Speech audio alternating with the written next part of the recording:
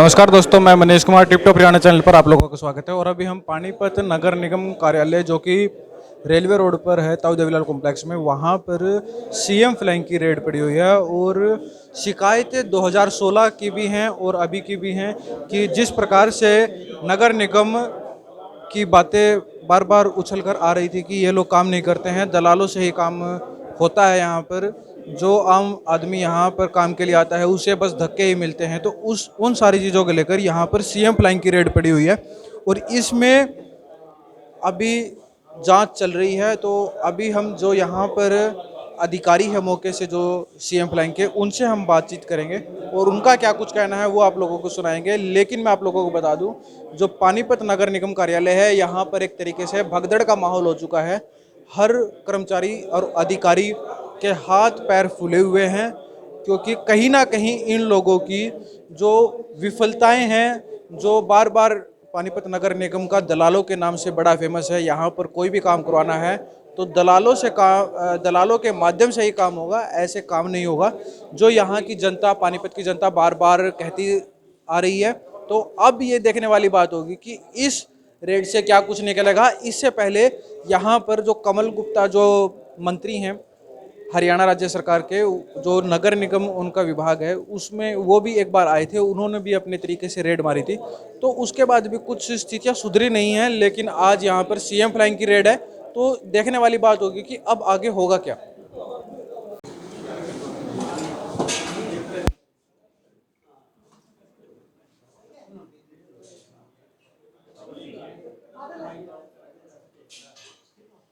बाद में बोला एक्सेल साहब के पास जाएगी फाइल। एक्सेल साहब के जाने के बाद फिर हम एनडीसी पोर्टल पे करवाएंगे। हमारा काम नहीं हो पे दे रहा जी, बहुत ज़्यादा परेशान हो रहे हैं हम बहुत दिन से। कोई मांग भी की जाती है आपको? मांग कुछ नहीं जी, हमारा बस काम हो जाए, हमको मांग कुछ नहीं की जाती जी। मांग तो हमारा, हम बस परेशान होते रहते हैं, चक्कर काटते रहते हैं, बस यही बात है।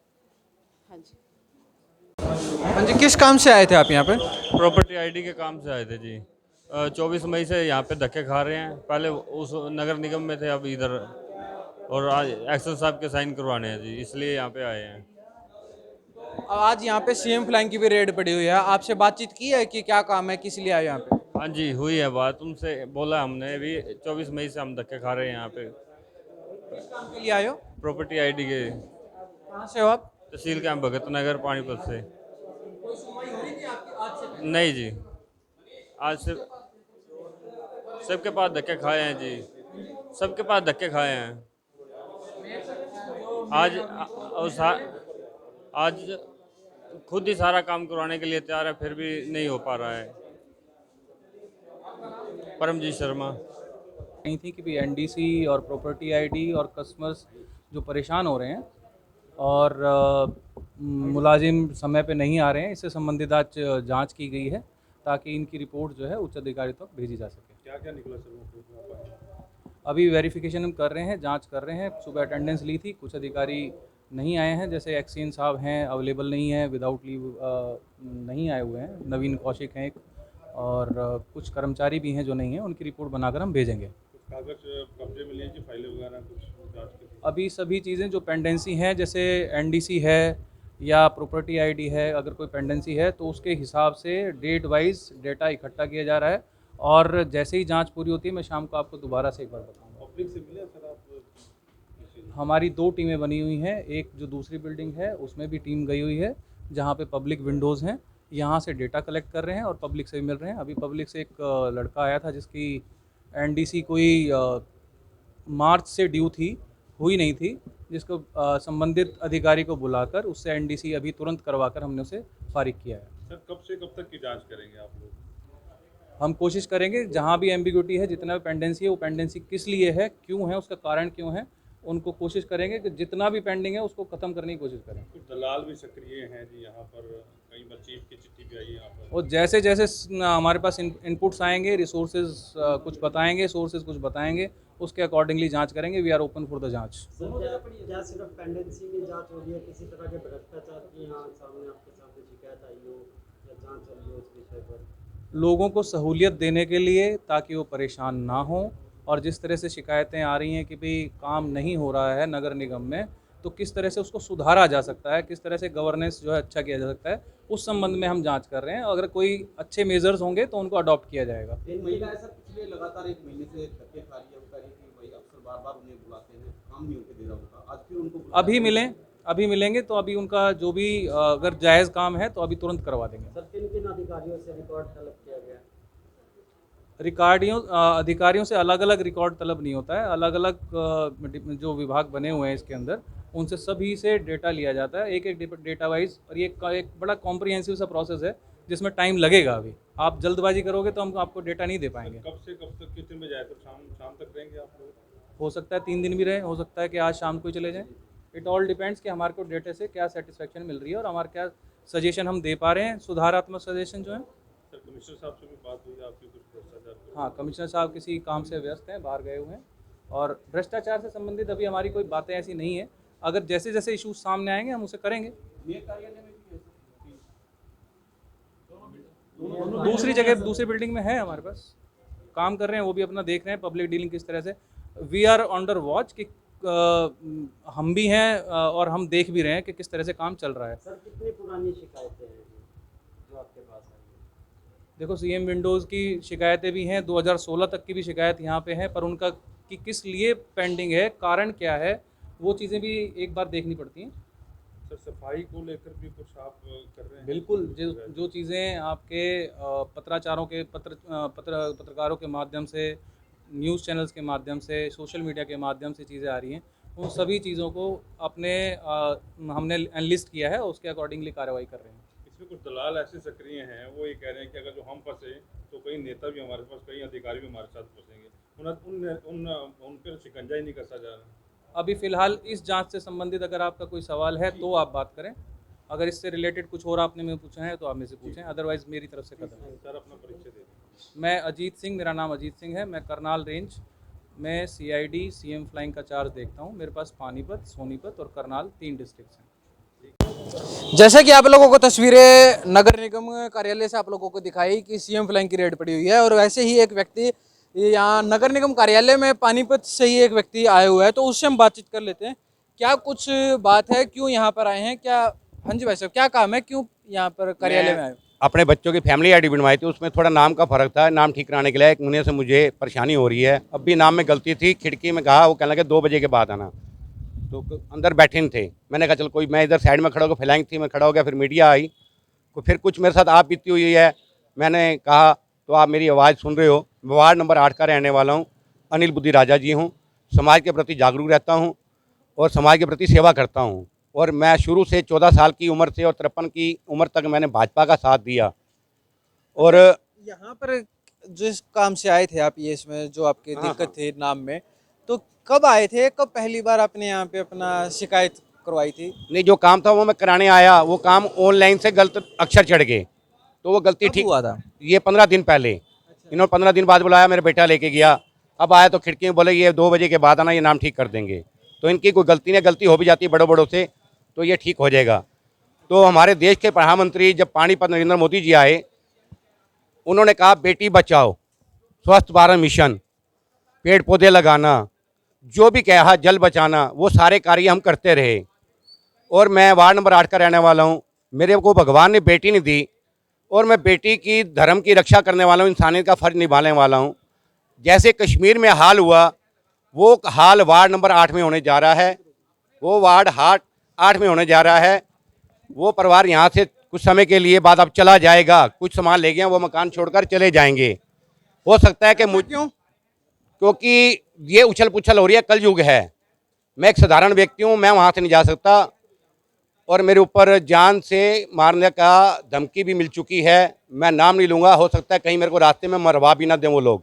आप ये बोल रहे हो आप 8 साल से, और 53 साल आपकी उम्र हो गई है, 14 साल से 53 साल तक आपकी अब उम्र हो चुकी है, आप बीजेपी का दामन आपने थामा हुआ है और बीजेपी की सरकार है, ऐसे कौन मरवा देगा आपको? बिल्कुल, बीजेपी की सरकार में मैं MP साहब को भी कहा, उन्होंने मुझे पागल घोषित कर दिया। क्या बोल के पागल घोषित? इसके सिर पे चोट लगी है, ये थोड़ा मेंटल है। कब बोला ये आपको? जब MP साहब की आर्य कॉलेज में मीटिंग थी, मैंने लेटर भी दिया इनके शौचालय में जाके, जेब में डाला। ये मेरी बात को इधर से सुनकर इधर निकाल रहे हैं, क्योंकि जो सच्चा भगत होगा ना, सच्चाई के मार्ग पे चलेगा, इंसान का फर्ज निभाएगा, उसको लोग पागल ही घोषित करते हैं। फिर पानीपत के लोग ये भी बोलते हैं कि पानीपत नगर निगम में और पूरे पानीपत में भ्रष्टाचार का बोलबाला है या नहीं है? आप बीजेपी पार्टी से संबंधित हो, आप बताओगे। इतना भ्रष्टाचार है, इतना भ्रष्टाचार है। पिछली बार भी सरकार रही, जब भी भ्रष्टाचार है, अब भी देखो तो अब भी पूरा भ्रष्टाचार है। कौन कौन है इसमें शामिल, आपको क्या लगता है? शामिल तो सारे बड़े बड़े, जब तक राजा सही नहीं होगा, जब तक प्रजा सही नहीं होगी। राजा कौन है? राजा पानीपत के गद्दी पे बैठने वाले हैं। नाम क्या है? नाम तो सबको मालूम है, पानीपत के विधायक जी हैं, एमपी साहब हैं, नगर निगम के बड़े बड़े अफसर हैं। आम आदमी, गरीब आदमी आज भी सड़कों पे धक्के खा रहा है। उनका काम एक पैसा का नहीं होता बिना पैसे दिए। तो आज तो सीएम फ्लैंक की रेड पड़ी हुई है यहाँ पे। अब पड़ी, हमें खुशी हुई है। जो देश के प्रधानमंत्री जी अच्छा काम कर रहे हैं, योगी जी अच्छा काम कर रहे हैं, कम से कम उनकी शर्म करो। उनकी इतनी शर्म करो कि गरीब जनता को उठाओ, जनता को गिराओ मत, उनका हौसला बुलंद करो। उनके काम होने चाहिए। जिस सरकार ने, पब्लिक ने आपको चुना था, उस विश्वास के साथ पब्लिक के काम होने चाहिए। अभी आपने जो बीजेपी पार्टी के ऊपर इतने आरोप लगाए हैं, तो आप अभी भी बीजेपी पार्टी में हो या बीजेपी पार्टी छोड़ दी है? बीजेपी पार्टी, जिंदगी में भी झंडा नहीं उठाऊंगा। अपने बच्चों को राजनीति में कभी नहीं लाऊंगा। मैं आया हूं, मैं अपनी जिंदगी तो बर्बाद कर दी है, बच्चों को नहीं आने दूंगा। क्या नाम है आपका? अनिल बुद्धि राजा, कहाँ से हो आप? वार्ड नंबर 8 से। तो ये थे हमारे साथ अनिल बुद्धि राजा, जो कि वार्ड नंबर 8 से हैं और पानीपत नगर निगम में एक इनका काम है जो कि फैमिली आईडी में इनके बच्चे का नाम गलत तरीके से लिखा गया है, गलत टाइप हो गया है, उसको ये ठीक करवाने के लिए आए हैं। लेकिन इनकी जो सरकार से, और बीजेपी पार्टी मौजूदा पार्टी है इस टाइम पर, हरियाणा में भी उनकी सरकार है और केंद्र में भी उन्हीं की सरकार है बीजेपी पार्टी की, तो उनसे बड़ी शिकायतें हैं। इन्होंने गंभीर आरोप लगाए हैं जो पानीपत शासन और प्रशासन के ऊपर। अब इसमें देखने वाली बात यह होगी कि इसमें कितनी सच्चाई है और कितनी नहीं है। अच्छा, आज आप यहाँ पर नगर निगम कार्यालय में आए हो, किस काम से आए हो, क्या काम? सर, मैं लगभग 2 साल पहले मैंने यहाँ एक एप्लीकेशन दी थी कि मेरा टैक्स गलत है। इन्होंने मेरा कवर्ड एरिया अपने आप ही बढ़ा दिया। इनके किसी सरकारी दस्तावेज में मेरा 1,53,000 स्क्वायर फुट कवर्ड एरिया नहीं है। मेरा एक्चुअल कवर्ड एरिया जो अब भी ख़त्म हो चुका है, 16 तक में ख़त्म हो गया था, मैं इनको सारे प्रूफ दे चुका हूँ, वो 8,000 स्क्वायर फुट था। सन 16 तक का मैं टैक्स पे कर चुका हूँ, मैं इसको इनके सारे प्रूफ दे चुका हूँ कागज़ों समेत, मगर ये इस बात को नहीं मान रहे हैं। वहाँ मेरी एक बिल्डिंग थी दर्पण सिनेमा के नाम से, आज तक का इनके कागज़ों के हिसाब से भी एक्चुअल जो कवर्ड एरिया है वो 2-2.5 लाख रुपए के आसपास बनता है, मगर इन्होंने मेरे को जो मेरा जो टैक्स है वो लगभग 1,10,00,000 रुपए के आसपास का इन्होंने मुझे कागज़ भेज रखा है। ये मुझे 1-2 बार प्रॉपर्टी सील करने का नोटिस भी भेज चुके हैं। मैं जब इनके पास आता हूँ टैक्स ठीक करने के लिए, ये मेरे से हर बार के आप नई फाइल जमा कर दो। मैं 3 बार इनकी फ़ाइल जमा कर चुका हूँ, मेरे पास जमा की हुई फाइल के प्रॉपर नंबर है। कहाँ पर है आपकी प्रॉपर्टी? बरसत रोड पर। कब से? 2016 से सर सन 2016 के अंदर प्रॉपर टैक्स दे चुका हूँ। 2016 की बात है। हाँ, 16 तक का मैं प्रॉपर टैक्स पे कर चुका हूँ। मेरे पास टैक्स पे किए हुए के पूरे प्रॉपर कागज़ हैं, मगर 18-19 के अंदर मेरे पास एक फर्रा आता है कि आपका जो टैक्स बकाया है वो 80 लाख रुपए है। आपने पूछा कि ये 80 लाख रुपए किस हिसाब से है, कैसे है? सालाना कितना टैक्स आता था? हमारा सालाना टैक्स 16 तक आता था 50,000 रुपये से कुछ कम। कितनी जगह है वो आपकी? मेरी प्रॉपर जो सारी की सारी जगह है वो है 5680 गज जगह। नगर निगम ने कितनी जगह दिखा रखी है? नगर निगम ने जो मेरा टैक्स आता था वो कवर्ड एरिया 8,000 स्क्वायर फुट का आता था 16 तक का, और कवर्ड एरिया इतना ही था। 16 में एक बिल्डिंग थी वो मैंने ख़त्म कर दी थी, उसके प्रॉपर कागज़ हैं मेरे पास। तो इन्होंने पता नहीं क्यों मेरे 8,000 स्क्वायर फुट को बढ़ाकर 1,53,000 स्क्वायर फुट कैसे कर दिया। इसका प्रूफ ना तो नगर निगम दे पाएगा, ना मेरे पास इतनी जगह है। तो इसको लेकर आपने किस किस को शिकायत की है अभी तक? सर, मैं 3 शिकायतें लिखित में दर्ज कर चुका हूँ और तीनों शिकायतों के मेरे पास प्रॉपर नंबर हैं। किस किस को दिए? जो इनका जो मेन काउंटर होता है जहाँ शिकायत देनी पड़ती है, शिकायत देते हैं तो आपको एक नंबर दे देते हैं उस तारीख डालकर। किसी अधिकारी से, किसी जैसे मेयर है, डिप्टी मेयर है, डिप्टी सीनियर मेयर है, किसी से इस बारे में लेकर बातचीत हुई आपकी? सर, यहाँ पर नीचे जो एक दुष्यंत भट्ट साहब जी हैं, deputy senior mayor. Deputy senior mayor, मैं उनके पास कम से कम 10 बार गया। मैं जब भी उनके पास गया उन्होंने मुझे बहुत बढ़िया अटेंड किया, वो अच्छे आदमी हैं। वो जब भी मैं उनके पास जाता तो मेरी फ़ाइल जिसके पास भी होती, परवीन, रिंकू, रोमल, एक सरदार जी थे और एक डीएमसी सर है जिनके सफ़ेद सफ़ेद बाल हैं, इन्होंने इन सबको मेरे सामने कई कई बार बुलाया, मेरे सामने इनको हड़काया भी कि ये आदमी 2 साल से धक्के खा रहा है, आप इसका काम क्यों नहीं कर रहे हो। मेरे सामने तो वो लिख दिया करते थे कि ठीक है इसका टैक्स गलत है, इसका टैक्स ठीक किया जाए, मगर मेरे जाने के आधे घंटे के बाद वो फाइल फिर मंगा लिया करते थे कि नहीं ये कौन मंगा लिया करते थे? डीएमसी सर, नाम मुझे नहीं पता, उनके सफ़ेद सफ़ेद से बाल हैं, डीएमसी सर उनको सबके सब यहाँ बोलते हैं। यहाँ पर टैक्स सुपरिटेंडेंट सर हैं, वो ये कहते हैं कि पहले आप पुराना टैक्स सारा का सारा जमा करो जो आ चुका है, फिर आप एप्लीकेशन डालो कि आपका टैक्स गलत है।